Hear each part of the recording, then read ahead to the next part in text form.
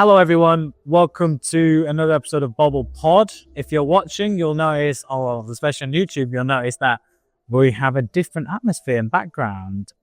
Me and Lewis are in Dubai with one of our clients, TGP. They're based here at Expo City. We help promote all their food and beverage. And we're out here actually really enjoying the weather, because when we're recording this, there's a horrible storm going back on in the UK. So we hope everyone's okay. But yeah, a new, different venue, location for our podcast. But as always, don't forget to like, follow, subscribe. And if you are on TikTok and Instagram, and you want to get the funny behind the scene clippets and every other clip that we do, follow us at Mr. Bobble Official. So we're in Dubai. Dubai is really focused on hospitality, food, beverage, real estate.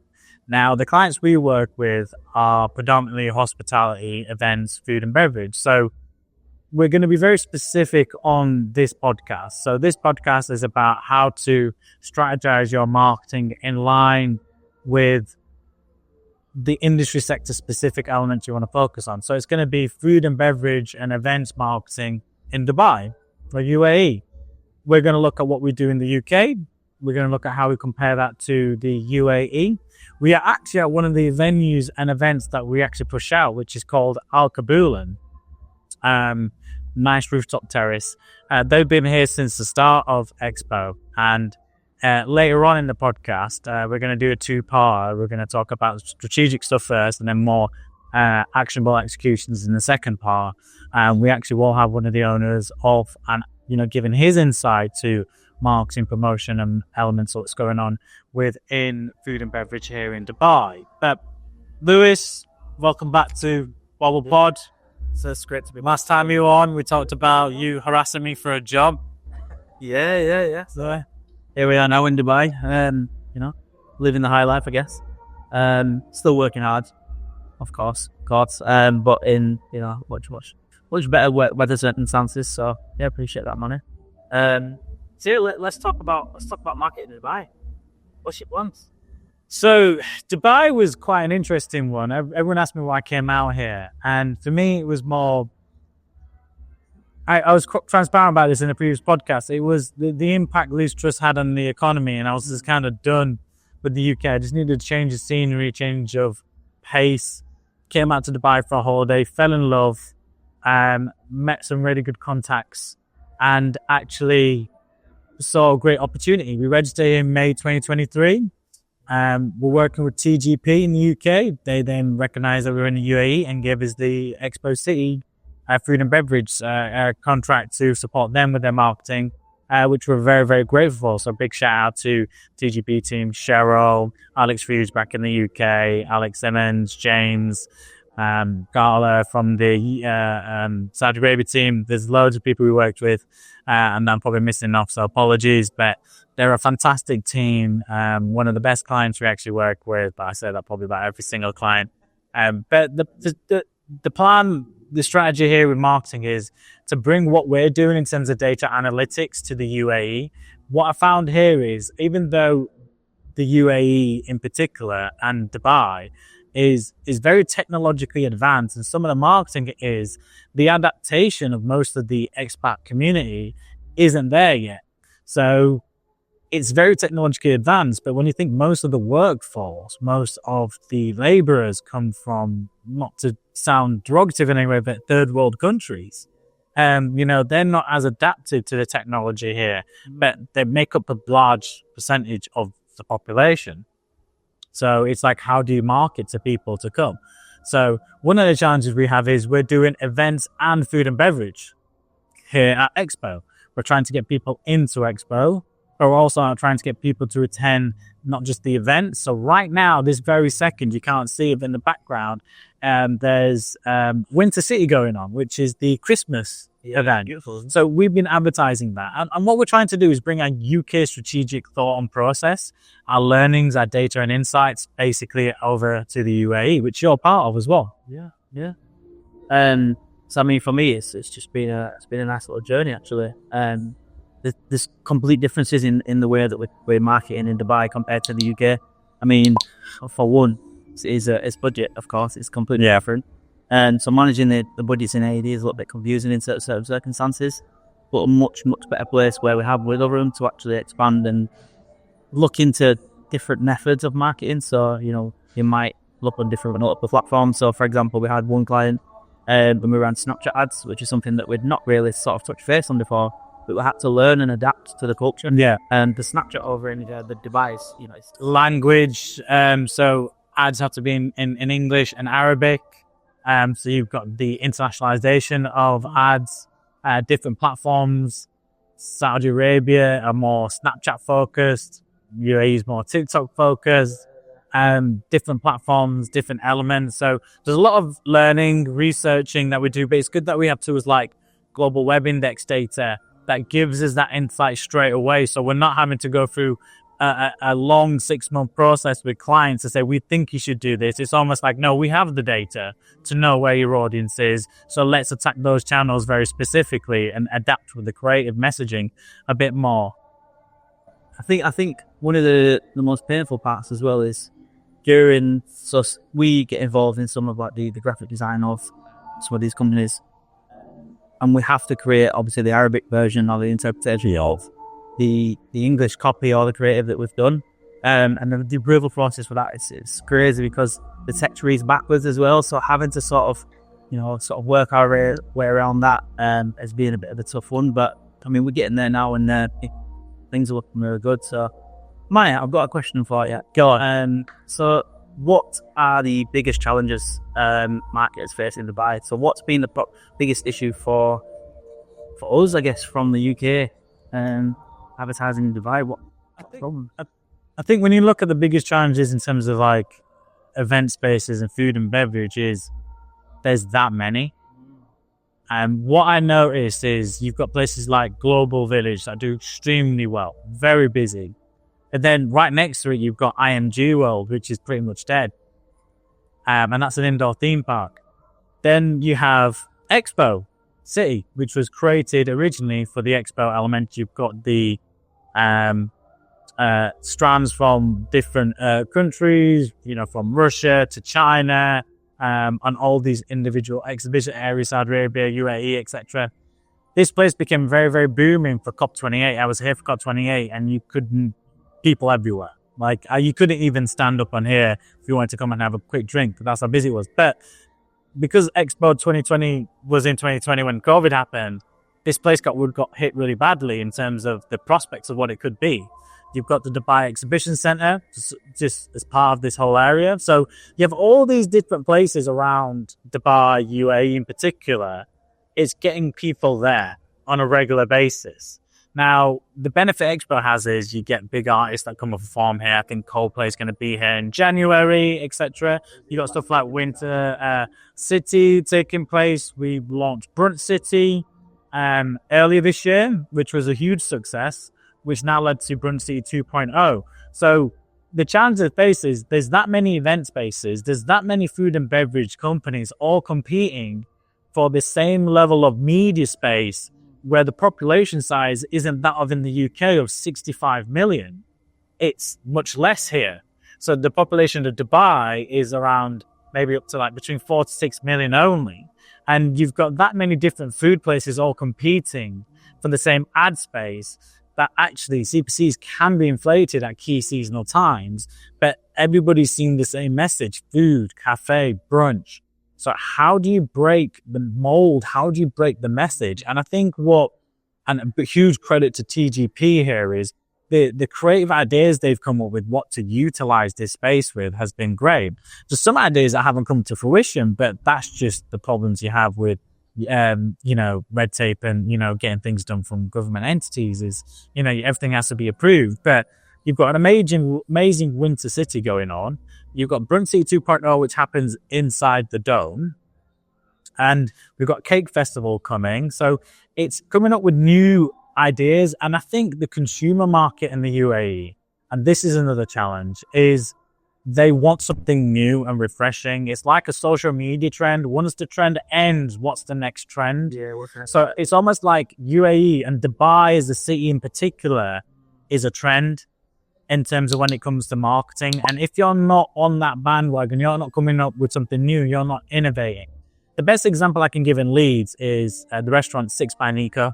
They change their menu every 3 months, or 12 weeks, is it? Or whatever comes in it. And it's refreshed, and they always get people to come in and try the new menu. So you're never going to go in if you go 6 months later and have the same food. You have to move with the trend. Yeah, so they're constantly innovating and moving with the trend. And then you have, and you have to do that here. Because if all you do is the same thing again and again and again, people like it is the same thing again. You've got to innovate. You've got to do something different. So when you come to brunch, there's so many things that are happening. There's a company called Candy Pants out here that do a brunch followed by an after party at the W Palm. I attend it all the time. It's great, but I attend because I like to spot my friends. But yeah, the biggest challenge is it's so saturated. It's so busy. And how do you cut through the noise? And the only thing that can cut through the noise is getting your targeting right, getting your messaging right. But that messaging has to be appealing to a certain audience to attract them to it, because everybody goes to Palm, everybody goes to DIFC downtown, everybody goes to the marina. This is inwards. Spots are very well known. Well known. Jumeirah, where Burj Al Arab is, right? So everybody will go there. So naturally, you don't need to promote much there because of it is a high tourist spot. Whereas Expo, natural football, natural football. But that's the thing with Expo City and other places like Silicon Oasis, all these different areas, is you have to get them to come out to you. So that is the challenge we face, is getting people to travel. And in a city where convenience is everything, people do not want to travel far. Yeah, I find that compared to the UK, this is probably the biggest place in the world where I've been. And I've been to a few random places that everything's just in one spot. Whatever you need, you get it. I mean, for example, like the Careem app. We know about the Careem app. Yeah. You can literally order anything. So did bring a mouse. Within 17 minutes in that Airbnb through the Careem app, I was able to get Lewis a mouse for his laptop. Because it was going to make it easy for you to work, and because you didn't have a second screen.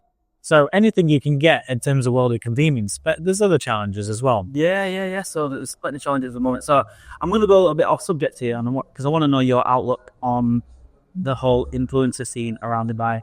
And I know this is, I guess, marketing as such, but what are your thoughts on the influencer scene over in Dubai, and how do you think it affects digital marketing as such? It's big. It's much bigger here. And like I said, it is like a trend, Dubai. It can be summarized in that way to a degree in terms of like hospitality, food and beverage, the social scene. There's too many. And that can be a good thing and a bad thing when you're promoting places like this, because you want the big influencers that, are out there, that are on trend, that people want to follow, want to go where they eat, want to wear what they wear because they're popular. You want them here. That comes with a price. But then, is it vanity more than anything else? I always say focus on the specialist influencers. I have Mr. Bobble, for example. I'm not trying to be an influencer. I just want to be the best digital marketeer out there for advice and counsel, so that people turn around and say, nice, if you want digital marketing advice, listen to Bobble Pod or go and watch Mr. Bobble on social media. The idea is to bring a bit of fun, business, advertising, marketing insights into real life. I'm niching into digital marketing and advertising as my topic because that's what I'm passionate about. Influencers that focus in that niche. If you've got influencers that are food critics, you've got influencers that, try like the best brunch or like great for tourists or great for locals. They're the ones you kind of want to focus on, and there's an abundance of them. So that's a good thing, but it's also a bad thing because you can get a lot of the non-needed influencers, vanity ones out there. And the cost of it, influencers with a certain amount of followers, in the hundreds of thousands, they'll want free food, they want free elements, they might offer a coupon code, which they're getting a commission back from. It's a partnership. It works out as a partnership deal, commission-based deal. So, yeah, you want to make as much noise and show it as the piece elements, but you've got to stay true to your brand as well. So, if it was Al Kabula, and maybe we'll ask this to the owner, is like, what's true to your brand? And maybe they're the type of influencers you want to come in. So do you want more tourists, or do you want more locals, or do you want more of the, high-flying social advocates in there? Yeah, and I think it's nice to have a bit of a balance, a little bit of everything, really. And it helps being a football at the end of the day. Which brings me on to the next question, really. So, what strategies work for keeping attendees engaged after events like this in Dubai, especially for the food and eat the food and beverage? Data. One thing we're trying to really push with our clients is, if you're doing an event, capture as much data as you can. When they're signing up for a brunch, when they're signing up for an event, you've known they've attended, especially if you're going to redo that event and upgrade it the next time. So witness it happen in 2023, it's happening in 2024, most likely will happen in 2025. But you take the feedback back, and that worked really well. And this is what I love about TGPs. Brunch City, when we did it at the start of the year, it was spread out. So people came here, then they went to Philly John, then they went to Assembly, and they went to other places as well. And you had to travel around, and they used the little shuttle buses to get around. This time, Brunch City 2.0 is in the Dome. Because the feedback is a lot of traveling, and people want to go out and try the food everywhere. So instead, they've got the pop-up centers, and it's in the center. You've got the lights of the Dome, you've got the DJ going on in there, multiples, and you've got different areas now, so it's much easier to communicate about travel, especially when you get towards the later ends of April, May, when the heat is a little bit more higher. People don't want to travel around. So actually, by bringing it closer to the center of the Dome, based on that feedback, so listen to feedback, ask for feedback from people, get them to give reviews, Trustpilot reviews, Google reviews, or just give feedback in terms of their experience whilst they were there. Incentivize that with basic tactics of we're going to do it again, and you get a discount off the next elements, especially if it's something you're going to do on a regular basis. But maximize that data. Once you know that data is there, try and turn them into a loyal customer. Show them new things you're doing, new menu options, new shows, exhibits, events. And push it out, do referrals, get them to invite people, but leverage that data through channels like Meta, to create matched audiences, lookalikes, essentially, of other people that match that audience in the UK. So there's a lot you can do tactically, strategically, but you need a full cohesive approach from client, agency, customer for it to work. You need all three pillars to work together. It's a great answer. And I have two more questions for you, and I'll leave the best one till last, so I'll let you know your opinion on this one. But this one is also equally as good, I guess. What type of content actually resonates with foodies in the region? So, for example, food and beverage scene in the Expo city in particular, what content resonates with these guys? I mean, video content is always great and amazing, but is that number one for them? Yeah, you've got to visualize it as best as you can, and the way social media is going on, I've talked about this loads of times before, and you know this while you're running ads. What do we always ask for in video content? What did we talk about in a previous episode? What's the attention span of someone on a video? 2 seconds. 2.4 seconds. So you have a minimal amount of time in a feed to capture someone's attention. So when it comes to content, the best form of content is video, but you got to get straight to the visual element to begin with. That's what keeps people going through the rest of the 30-second clip or the 20-second clip, is that first 2-3 seconds is important. And you have to visualize the USP, the key element of that video first to do it. It could be something that's on trend. It could be something that's new or something you're doing differently. And then from that, really, what you can do is really build on it. So, yeah, it has to be video content out there. With that, short form content is important. And that's for food companies, yeah, because people want to see the food. They want to see food here is an experience. As much as it is of the food, I'll be honest with you, you can get the same food anywhere you go around to buy. There's that much option for food, but people don't want to stay at home. In the good weather, they want to come out.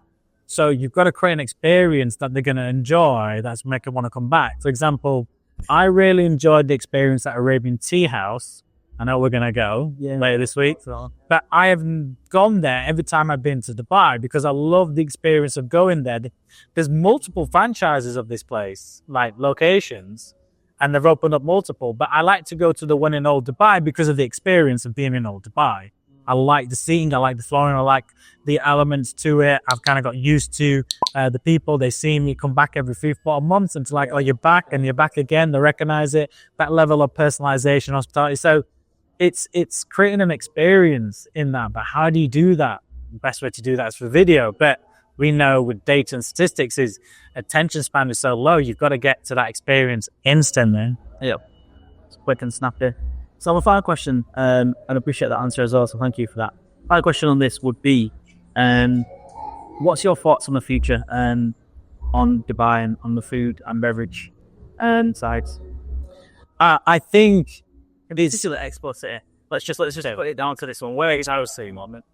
Expo City is being rejuvenated into a living space. So there's a lot of construction going on right now, and there's going to be, apartments, villas, more hotels coming here. It's going to become like a bit of like the element city, and that's going to be a huge change, and that's going to really rejuvenate the food element here. But they still have the dome, they still have the exhibition center, they still have all these amazing facilities you can't see off camera, but there's a waterfall fountain circle right there.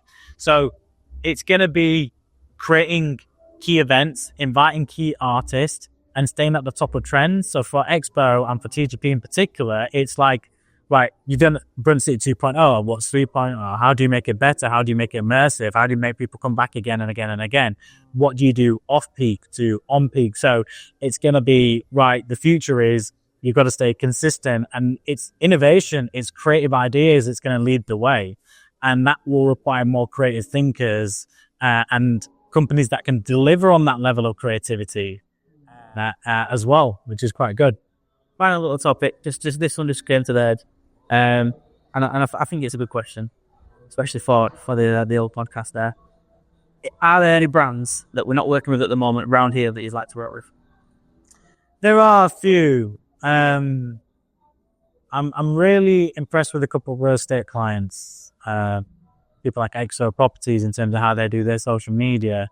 There's a lot of brands in DIFC that are tech-based companies that I'd love to work with. Quite a few apps as well. So if you look at like Kareem and Noon and stuff like that, there's so many challenger apps coming out as well that are quite good. But to be honest with you, I'd rather work. A dream client out here would be someone like Emirates or, EMAV, obviously, which, is really hard to acquire. But for me, we have Expo through TGP. Let's create a close relationship with Expo as an entity, which is part of the UAE government. So for us, we can do that. We're a mainland company, so we can work with them. So for me, I'd like brands like Royal Atlantis or something like that to be able to promote that kind of hotel. But the irony with those kind of brands is, as good as they are, they don't really need promoting because the brand they've created. So I'd rather, to be honest with you, work with a small upcoming brand and take them somewhere. That's what I was going to say. So I'd have them small. Yeah. Because you're doing the work, you're building a brand. Yeah. That's where we get our satisfaction from. That's where we get our drive from, is by working with, brands like Al Qabool that are hidden away, that need to be rejuvenated and need success, need revenue, need footfall. And the fact that they're still going and the fact that they're still here and there's so much going on is testimony to TGP, Expo, and the work that we're doing. So, give me more brands like this. Give me more brands like Expo C and stuff like that. Places that are struggling. IMG. I talked about IMG earlier. I would love to work with IMG World, the whole Marvel indoor theme park, because I've been there a couple of times. It's very quiet, desolate.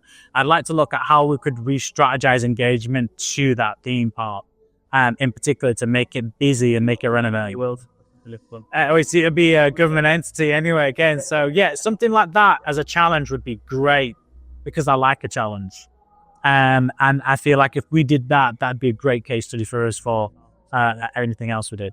So we'll hopefully find the first part interesting. Second part, we're going to get hopefully the owner on board of Al Qabool and give his business experience of being in the UAE and why he came out here and why Expo C in particular.